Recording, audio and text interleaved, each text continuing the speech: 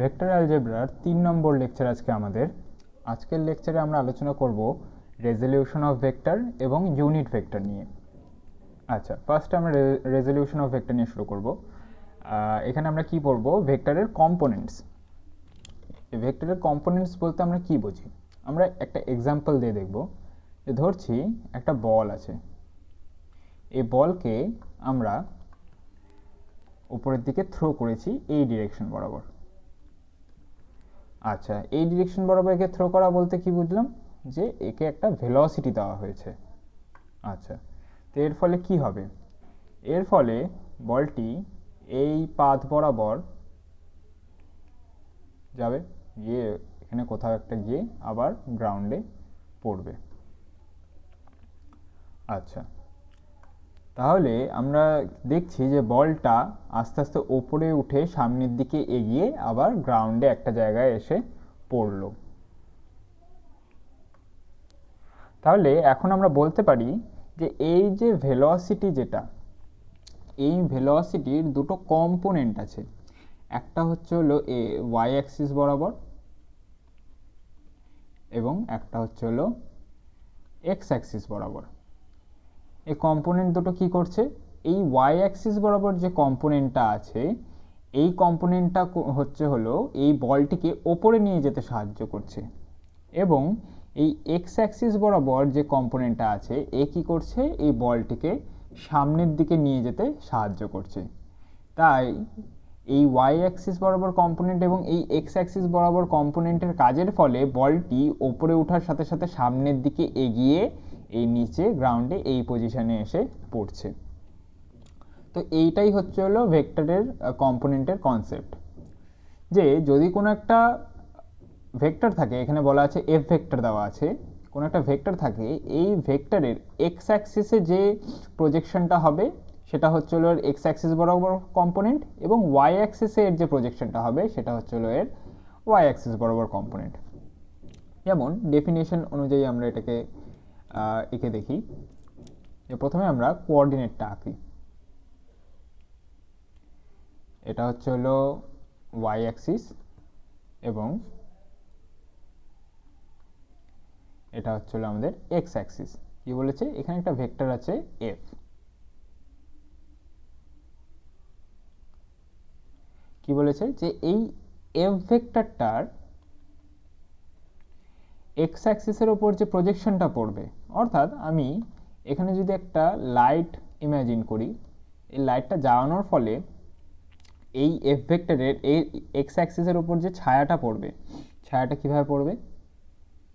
এই বরাবর এরকম একটা আমরা এখানে ছায়া দেখতে পাবো।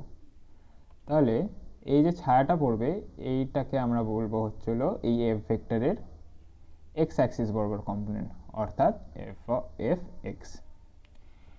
এবং সিমিলারলি এর ওয়াই অ্যাক্সিস বরাবর যে প্রজেকশনটা পড়বে এইভাবে, সেটা হবে হচ্ছে হলো এফ ওয়াই, অর্থাৎ ওয়াই অ্যাক্সিস বরাবর এফ ভেক্টরের কম্পোনেন্ট। আচ্ছা, এখানে আমরা আরেকটা জিনিস নোটিস করছি যে এই এফ ওয়াই এবং এই এফ এক্স, এই যে দুটো ভেক্টর, এরা দুজন হচ্ছে হলো টেল টু টেল কানেক্টেড আছে, এবং এই টেল টু টেল কানেক্টেড থাকা অবস্থায় এরা যে প্যারালোগ্রামটা ফর্ম করছে তার ডায়াগোনালটা হচ্ছে হলো এই এফ ভেক্টরটা। তাহলে এই ছবিটা দেখে এবং প্যারালোগ্রাম লকে ইউজ করে আমরা বলতে পারি যে এই এফ ভেক্টরটা যেটা হবে সেটা হচ্ছে হলো এর যে দুটো কম্পোনেন্ট তার ভেক্টর সাম হবে, অর্থাৎ F vector is equal to F X plus F Y. আচ্ছা, তাহলে এখান থেকে আমরা এফ ভেক্টরের ম্যাগনিটিউড বার করতে পারি। সেটা কি হবে? F is equal to under root of F X তার স্কোয়ার প্লাস এফ ওয়াই তার square plus two F X F Y cos theta. আচ্ছা, এখানে থিটা কি হবে? এই এফ এক্স হচ্ছে হলো এক্স অ্যাক্সিস বরাবর এবং এফ ওয়াই হচ্ছে হলো ওয়াই অ্যাক্সিস বরাবর। তাহলে এদের দুজনের মধ্যে অ্যাঙ্গেল কত? 90 ডিগ্রি। তাহলে এখানে থিটার বদলে আমরা ডাইরেক্টলি কস 90 ডিগ্রি লিখে দিচ্ছি। আচ্ছা, এটা cos 90 ডিগ্রি হওয়ার ফলে এই 2fx fy এই টার্মটা 0 হয়ে যাবে। তাহলে এখান থেকে আমরা বলতে পারি যে এই যে f ভেক্টরটা যেটা হবে সেটা হবে হচ্ছিল আন্ডার রুট অফ fx তার স্কোয়ার প্লাস fy তার স্কোয়ার।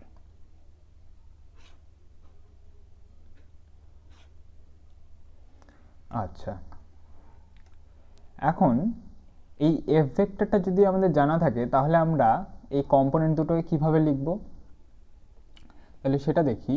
যে ধরে নিচ্ছি এই f ভেক্টরটা হলো x অ্যাক্সিসের সঙ্গে থিটা অ্যাঙ্গেল করেছে। আচ্ছা, এটাকে আমরা নাম দিয়ে দিই। ধরে নিচ্ছি এটা হলো a b c এবং d। আর কি বললাম, এই f ভেক্টরটা হলো x অ্যাক্সিসের সঙ্গে থিটা অ্যাঙ্গেল করেছে। তাহলে এখান থেকে যদি এখন আমরা এই ট্রায়াঙ্গেল ACD নিই, ACD এই ট্রায়াঙ্গেলটা আমরা নিলাম, তাহলে এখন আমি যদি এই ট্রায়াঙ্গেলের cos থিটা জিজ্ঞাসা করি, cos theta is equal to কি হবে, এই AD ডিভাইডেড বাই AC,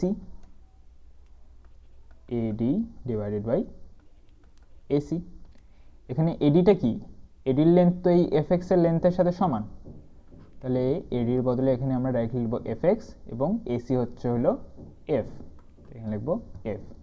তাহলে এখান থেকে যে আমাদের কম্পোনেন্ট fx যেটা হবে সেটা হলো f cos থিটা। আচ্ছা, এভাবে আমরা y কম্পোনেন্টটা বার করব। y কম্পোনেন্টটা কি হবে, তাহলে এখানে আমাদেরকে কোন ট্রায়াঙ্গেলটা নিতে হবে, ABC। তাহলে এই ABC ট্রায়াঙ্গেলটা যদি নিই তাহলে এখানে থিটা কোনটা হবে দেখি, সেটা হলো আচ্ছা, এখানে এই BC এবং AD হলো প্যারালাল এবং এই AC হলো এই দুটো প্যারালাল লাইনকে ইন্টারসেক্ট করছে। তাহলে এই অ্যাঙ্গেলটা যদি থিটা হয় এই অ্যাঙ্গেলটাও এখানে থিটা হবে, তাহলে এই অ্যাঙ্গেলটা হয়ে যাবে এখানে থিটা। তাহলে এখন যদি আমরা ট্রায়াঙ্গেল ABC নিই তাহলে এখানে এখন সাইন থিটা কি হবে, সাইন থিটা হয়ে যাবে হলো AB বাই AC, যেখানে AB হলো FY এবং AC হলো F। তাহলে এখান থেকে আমরা বলতে পারি যে FY is equal two F sine theta. তাহলে এখন যদি আমাদেরকে র্যান্ডম কোনো আরবিটারি ভেক্টর দিয়ে দেয় তাহলে তার আমরা কম্পোনেন্ট কীভাবে বার করব, ধরে নিচ্ছি যে কোনো একটা প্লেন আছে, এমন এই প্লেনে একটা ভেক্টর দেওয়া আছে a, আর বলে দিয়েছে যে এই a ভেক্টরটি এই প্লেনের সাথে থিটা অ্যাঙ্গেল করেছে। তাহলে এই বরাবর যদি আমরা x কম্পোনেন্ট ধরি এবং এই বরাবর যদি আমরা y কম্পোনেন্ট ধরি, তাহলে এখানে এই x কম্পোনেন্ট বরাবর অর্থাৎ থিটা অ্যাঙ্গেলের সাথে একটা কম্পোনেন্ট থাকবে এই ভেক্টরের, সেই কম্পোনেন্টটা হবে হলো a cos থিটা। সবসময় মনে রাখতে হবে যে থিটা অ্যাঙ্গেলের সাথে যে আর কি কম্পোনেন্টটা থাকবে সেটা হবে হলো cos থিটা দিয়ে। এখানে a ভেক্টর দেওয়া, তাহলে এই থিটা অ্যাঙ্গেলের সাথে যে কম্পোনেন্টটা থাকবে সেটা হলো a cos থিটা, এবং অপর যে কম্পোনেন্টটা বাকি থাকবে সেটা হয়ে যাবে হলো a sin থিটা। একটা জিনিস মনে রাখতে হবে যে দুটো কম্পোনেন্ট সবসময় পারপেন্ডিকুলার হবে, এই a cos থিটার সাথে এই a sin থিটা এখানে পারপেন্ডিকুলার। তো এই জিনিসটা আমাদেরকে মাথায় রাখতে হবে।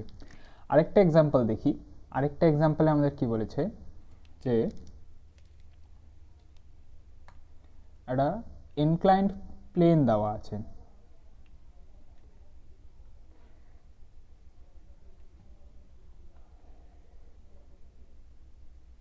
এই হলো একটা ইনক্লাইন্ড প্লেন। এই প্লেনের বলে দিয়েছে এই অ্যাঙ্গেলটা হলো থিটা। এখন এই প্লেনের ওপর এখানে একটা অবজেক্ট রাখা আছে, একটা বক্স ধরে নিচ্ছি, এর মাস হচ্ছে হলো m। তাহলে আমরা জানি যে গ্র্যাভিটেশনের জন্য এই অবজেক্টের ওপর একটা ফোর্স কাজ করবে, তো সেটা কোন দিক বরাবর হবে, এরকম ভার্টিক্যালি ডাউনওয়ার্ডস হবে, যার ভ্যালু কি হবে mg। আচ্ছা, এখন এই সারফেসটা যদি ফ্রিকশনলেস হয় তখন আমরা জানি যে তখন কি হবে, এই কি বলে, এই যে ব্লকটা, এই ব্লকটা হচ্ছিল এই নিচের দিকে পড়া শুরু করবে। তাহলে আমরা বলতে পারি এই mg যে ফোর্সটা ভার্টিক্যালি ডাউনওয়ার্ডস লাগছে তার কোনো একটা কম্পোনেন্ট আছে এই ইনক্লাইন্ড প্লেন বরাবর, যার কারণে এই m ব্লকটা নিচের দিকে পড়বে। আচ্ছা, তাহলে এই mgর যে ফোর্সটা এর একটা কম্পোনেন্ট আমরা পেয়ে গেলাম, এই ব্লু অ্যারোটা দিয়ে যেটা দেখেছি সেটা হবে হচ্ছে এর একটা কম্পোনেন্ট। এবং আরেকটা কম্পোনেন্ট কি হবে, কোনটা হবে, একটু আগে বললাম যে দুটো কম্পোনেন্টের মধ্যে অ্যাঙ্গেল হয় 90 ডিগ্রি। তাহলে এই ব্লু যে কম্পোনেন্টটা এর সাথে 90 ডিগ্রি করে হবে আরেকটা কম্পোনেন্ট, অর্থাৎ এই বরাবর। আচ্ছা, এখন এদের ভ্যালু কি হবে, যদি এখানে কি দেওয়া আছে, এই অ্যাঙ্গেলটা যদি থিটা হয় তাহলে এই অ্যাঙ্গেলটা কি হবে 90 ডিগ্রি মাইনাস থিটা। তাহলে এই অ্যাঙ্গেলটা যদি এখন 90 ডিগ্রি মাইনাস থিটা হয় তাহলে এই অ্যাঙ্গেলটা কি হবে, এই টোটালটা 90 ডিগ্রি, এইটুকুটা 90 ডিগ্রি মাইনাস থিটা, তাহলে এই অ্যাঙ্গেলটা হয়ে যাবে হচ্ছে হলো এখানে থিটা। তাহলে এই যে রেড কালার দিয়ে যেটা লিখেছি যে কম্পোনেন্টটা, এর ভ্যালু হবে হচ্ছে হলো mg cos থিটা, এবং এই ব্লু কালার দিয়ে যে কম্পোনেন্টটা লিখেছি তার ভ্যালু হবে হচ্ছে হলো mg sin থিটা। তাহলে এখন আমরা আমাদের নেক্সট টপিকে আসব। আমাদের নেক্সট টপিক কি, নেক্সট টপিক হচ্ছিল আমাদের ইউনিট ভেক্টরস। ইউনিট ভেক্টরস কারা, ইউনিট ভেক্টরস হচ্ছে হলো সেই সমস্ত ভেক্টর যাদের ম্যাগনিটিউড 1 এবং একটা ডিরেকশন আছে। এদের কাজ হচ্ছে হলো ডিরেকশন দেখানো। এই যে এখানে লেখা আছে যে ইট অনলি প্রোভাইডস আস ডিরেকশন। আমি যদি বলি কোন একটা ভেক্টর আছে a, তাহলে এই a ভেক্টরকে আমরা কিভাবে লিখতে পারি, এই a ভেক্টরের ম্যাগনিটিউড এবং মাল্টিপ্লাইড বাই এই a ভেক্টরের একটা ডিরেকশন। তো এই যে ডিরেকশনটা, এই ডিরেকশনটাই আমাদেরকে প্রোভাইড করা হচ্ছে হলো ইউনিট ভেক্টর, যেটাকে লিখে হচ্ছিল a ক্যাপড এভাবে। তাহলে এটাকে এভাবে লেখা যায় a vector is equal two modulus of a into a ক্যাপড। তাহলে এখান থেকে আমাদের ইউনিট ভেক্টরটা কি হবে, ইউনিট ভেক্টরটা হবে হচ্ছে হলো a vector divided by modulus of a। এই হচ্ছে হলো ইউনিট ভেক্টরের ডেফিনেশন। তাহলে আমরা কি বলতে পারি, যদি আমরা কোনো ভেক্টরকে তার ম্যাগনিটিউড দিয়ে ডিভাইড করি তাহলে আমরা সেই ভেক্টরের ডিরেকশন বরাবর ইউনিট ভেক্টরটা পাবো। আচ্ছা, এখন তিনটে অর্থোগোনাল ইউনিট ভেক্টর হয়। অর্থোগোনাল কথাটার মানে কি, অর্থোগোনাল কথাটার মানে হচ্ছিল এরা মিউচুয়ালি পারপেন্ডিকুলার। কে কে, একটা হচ্ছিল আই ক্যাপড, একটা হচ্ছিল জে ক্যাপ এবং আরেকটা হচ্ছিল কে ক্যাপড। আচ্ছা, এরা ইউনিট ভেক্টর, তো অবশ্যই এই আই ক্যাপটের mod is equal to j ক্যাপটের mod is equal to k ক্যাপটের মড ইজ ইকুয়াল টু 1 হবে, যেহেতু এরা ইউনিট ভেক্টর, এদের ম্যাগনিটিউড 1। আচ্ছা, এখন এই তিনটে অর্থোগোনাল ইউনিট ভেক্টরের কথা আমি কেন বললাম, এদের কাজ কি, অর্থোগোনাল বলতে এখনই বললাম যে এরা হচ্ছে হলো মিউচুয়ালি পারপেন্ডিকুলার। আচ্ছা, এখন এদের কাজ কি, এদেরকে বেস ভেক্টরসও বলা হয়। এরা কি করে, এরা হচ্ছে হলো আমাদের এক্স অ্যাক্সিস, ওয়াই অ্যাক্সিস এবং জেড অ্যাক্সিসের ডিরেকশন দেখায়। আমি যদি বলি এখানে কোঅর্ডিনেটটা আঁকি, এটা হচ্ছে হলো ওয়াই অ্যাক্সিস, এটা হচ্ছে হলো এক্স অ্যাক্সিস এবং এটা হচ্ছে হলো জেড অ্যাক্সিস। তাহলে এই এক্স অ্যাক্সিসের ডিরেকশন যে আমাদেরকে দেখাবে সে হচ্ছে হলো আই ক্যাপড, এই ওয়াই অ্যাক্সিসের ডিরেকশন যে আমাদেরকে দেখাবে সে হচ্ছে হলো জে ক্যাপড, এবং এই জেড অ্যাক্সিসের ডিরেকশন যে আমাদেরকে দেখাবে সে হচ্ছে হলো কে ক্যাপড। তাহলে এখন যদি আমি বলি আমি এক্স অ্যাক্সিস বরাবর 5 নিউটন ফোর্স অ্যাপ্লাই করেছি, কি বললাম, আমি এক্স অ্যাক্সিস বরাবর 5 নিউটন ফোর্স অ্যাপ্লাই করেছি, তাহলে এটাকে আমরা ভেক্টর কিভাবে লিখব, যে F is equal to 5 I capped। এখন আমি বললাম যে আমি y অ্যাক্সিস বরাবর 8 নিউটন ফোর্স অ্যাপ্লাই করেছি, তখন আমি এই ভেক্টরটা কিভাবে লিখব, 8 j capped। সিমিলারলি যদি আমি বলি z অ্যাক্সিস বরাবর আমি 6 নিউটন ফোর্স অ্যাপ্লাই করেছি, তখন আমি কি লিখব, যে F3 is equal to 6 k capped। এইভাবে ইউনিট ভেক্টর দিয়ে লিখতে হয়। তাহলে এখন আমরা ভেক্টরের কার্টেসিয়ান ফর্ম দেখি, কি কার্টেসিয়ান ফর্ম অফ ভেক্টরস।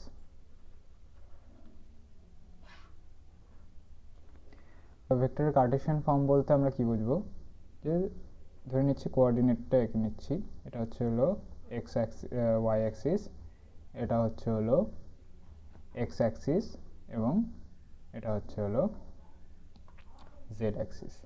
ধরে নিচ্ছি এই স্পেসের মধ্যে এইখানে একটা আরবিটারি পয়েন্ট আছে, এই পয়েন্টের কোঅর্ডিনেট হচ্ছে হলো এক্স, স্মল এক্স কমা small y comma small Z. আচ্ছা, তাহলে এখন এই পয়েন্টে পৌঁছানোর জন্য আমাকে এক্স অ্যাক্সিস বরাবর কতটা যেতে হয়েছে, আমাকে এই এক্স অ্যাক্সিস বরাবর আমাকে এই স্মল এক্স ইউনিট যেতে হয়েছে প্রথমে, তাহলে সেটাকে আমরা লিখতে পারি না, এখনই যেটা দেখলাম আমরা, এক্স আই ক্যাপড।